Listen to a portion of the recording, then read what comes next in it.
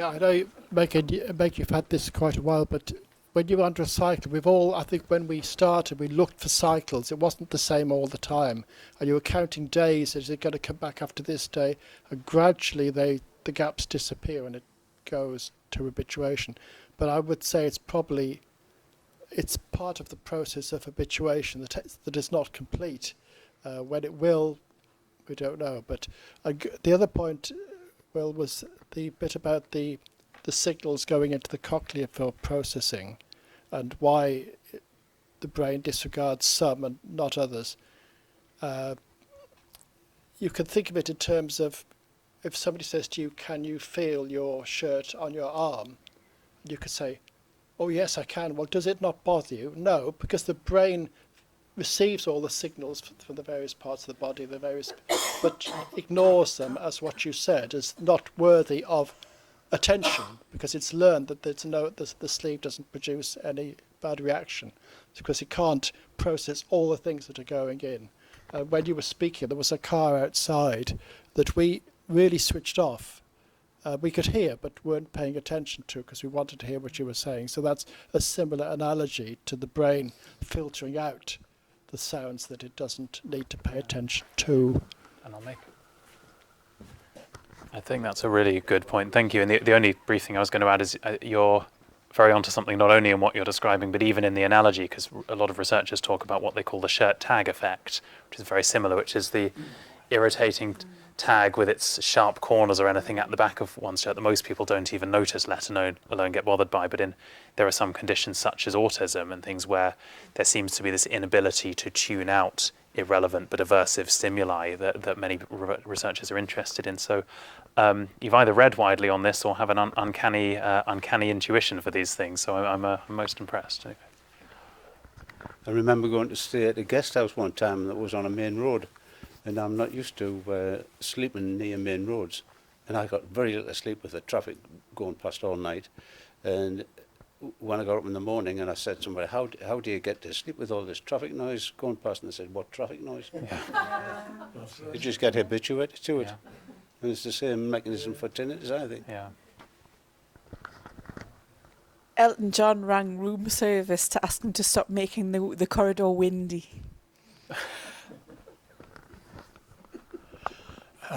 Thankfully, most people don't seem to have bother with noises, instant noises. I find that since the tinnitus kicked in, I get mega noises when I drop something or things like that. I suppose that's a common thing. But obviously, in my case, it's not going away yet. But in the majority of cases, thankfully, it has gone away. I guess that's the thing that will take time.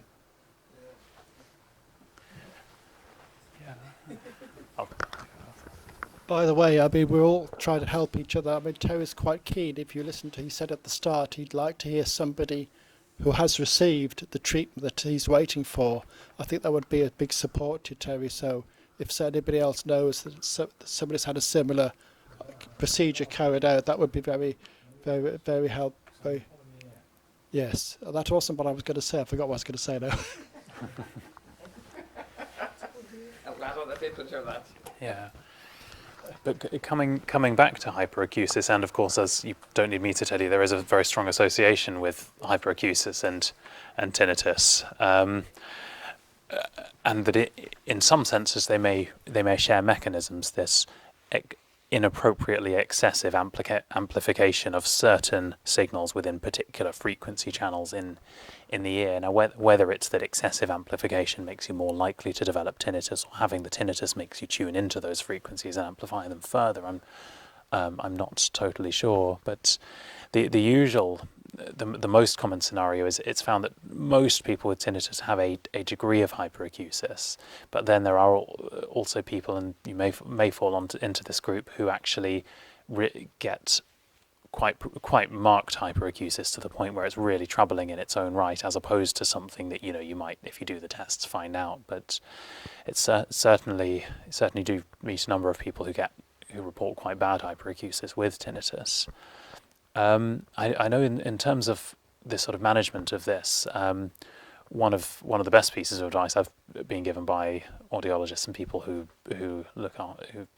provide care for people with tinnitus is to avoid a number of measures that people will instinctively try and take to reduce the noises, like using earplugs, avoiding noise exposure, and that sort of thing, because what's driving hyperacusis is an amplification to fill in for a hearing deficit. Your hearing's damaged. The brain tries to do the normal process, which is recruitment, as we've been talking about earlier, where the sensitivity is turned up to compensate for the hearing loss. And if that goes too far, you end up actually the sound sounding excessively loud.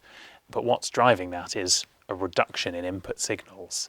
So actually, if you try and treat it by further reducing the input signals, it increases the sensitivity. And on the flip side to that, people often find that a sort of gradual graded exposure to the culprit sounds, not going into a noisy restaurant kitchen with clanging pans from the outset, but just gradually increasing noise exposure helps to sort of tune that back down again.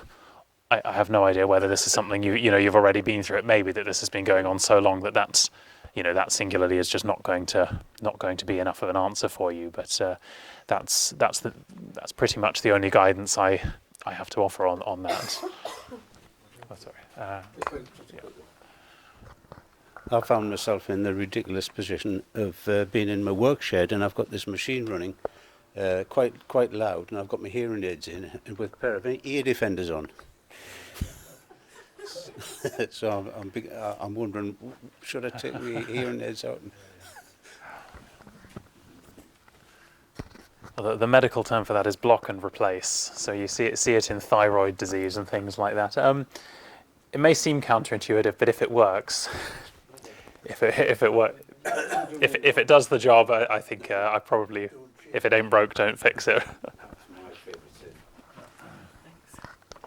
Just to your question, don't avoid loud noises. Don't put things in your ears to stop the noise, because you do need that noise to bring it down. Because I had it very bad, and I used to get in my car, and as soon as it set off, I couldn't hear anything else except the car wheels on the road. They were extremely loud, but after a few months, I gradually. It did reduce. But even though I don't have it at the moment, it can come back again, but it may only come back for a week. And then I don't take as much notice of it now, and then it'll just go again. But don't avoid, because if you do try and avoid, it's not helping.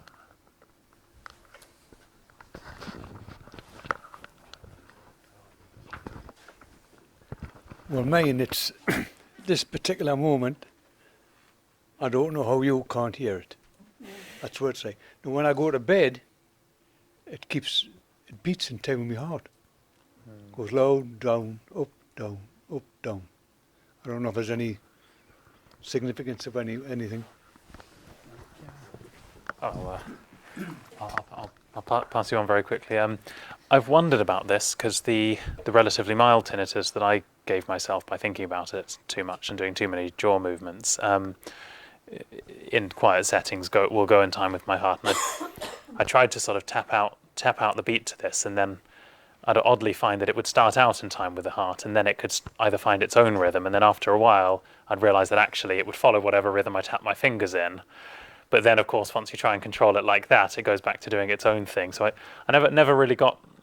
There's probably something very interesting to this. I mean, whether it's that as your tinnitus is often thought, there's a lot of influences from things in and around your head and neck, and it may just be the expansion and contraction of blood vessels and the nerves and things that does just send normal everyday signals into the auditory system, but because of the sensitivity, that just does a little something to the tinnitus. I'm not sure, but I think there is something in it. I often pondered about doing an experiment based solely on this.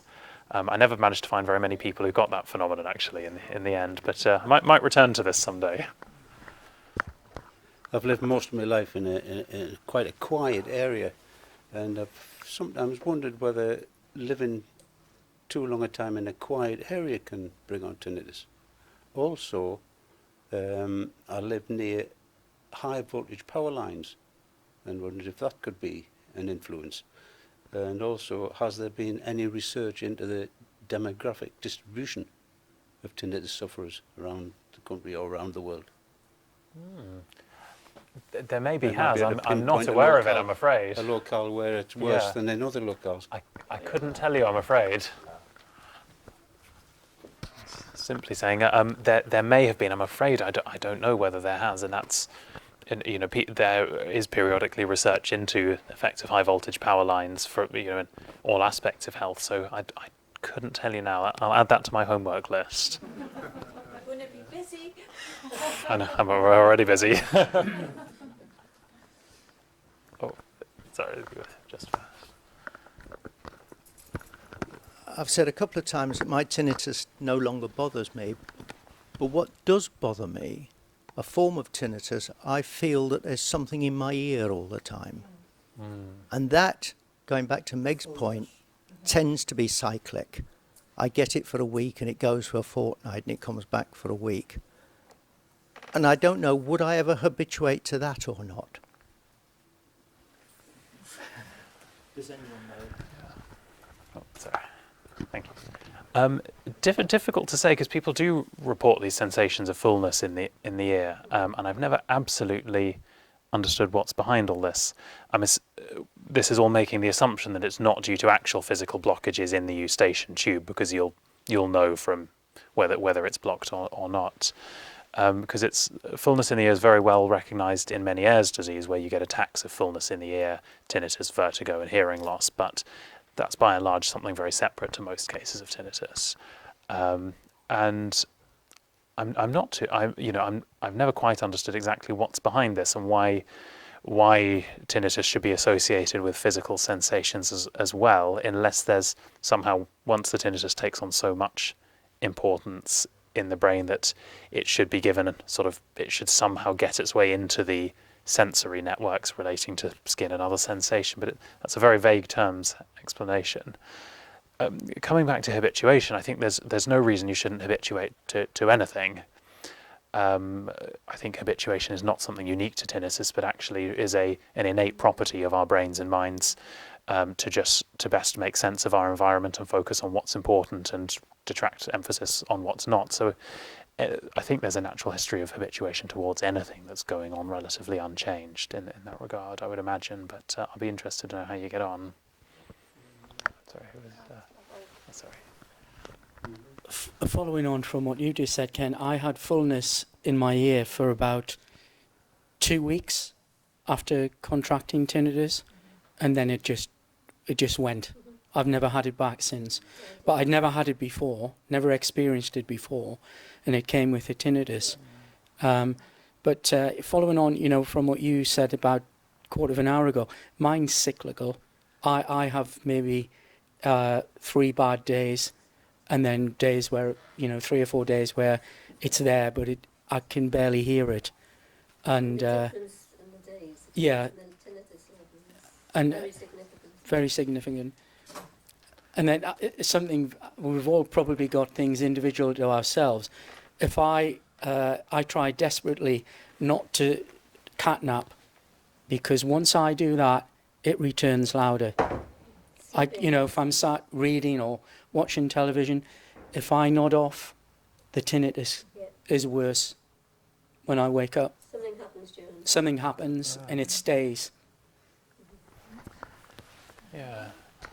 It's very interesting, and I don't have an immediate explanation, but certainly sleep does a lot to one's brain chemistry. Yes, it's an extremely powerful thing and affects a large number of chemical systems. So it doesn't narrow it down, but somewhere, I think this is one of the many presently unexplained oddities. There's another paradox, actually, another oddity, which is we might do a show of hands here. Who experiences tinnitus in their dreams? I think I do. And anyone fairly clear that they don't ever get it in their dreams? Because that's what most people report, that the majority of people say they never get it in their dreams, and why that should be the case. What is it about sleep that suddenly changed the way that everything's being processed in the brain? And there's there are some tinnitus researchers who are really interested in this question, but are kind of address it almost more from kind of philosophical perspectives than anything hard science. I've had an occlusion in my eye, and now I've got a lot of trouble with my eyesight, which is why my tinnitus has changed to flaring up. Okay. But I never get that in my dream either. I can see perfectly well in my dreams, just like before I got it. No, that is very interesting about the sleep, and I suppose interesting that actually we've talked about reduction in hearing driving tinnitus, but reduction in other senses, I suppose, diverting much more of the brain's sensory apparatus towards other aspects of sensation that are unaffected potentially, but hard to know for sure. But yeah, that's an interesting one. Well, I'll mull these over. I don't have nothing more immediate to add. It might sound silly, but do you have tinnitus when you're asleep? Now, why I'm asking this is because when it was bothering me, I started to learn breathing relaxation, right? Which, as everyone knows, because I've told them about it here, has helped me greatly. And it does allow me to sleep very, very quickly. But there have been occasions where just when I'm on the point of going to sleep, I can feel myself just drifting off. The tinnitus stops. And I wonder whether I'm guessing that that's the part of the brain where the tinnitus has gone to sleep. Switched off already, yeah. Right? So I'm wondering, when we're asleep, presumably the tinnitus stops, which is probably why we don't wake up and why we don't dream about it. Yeah.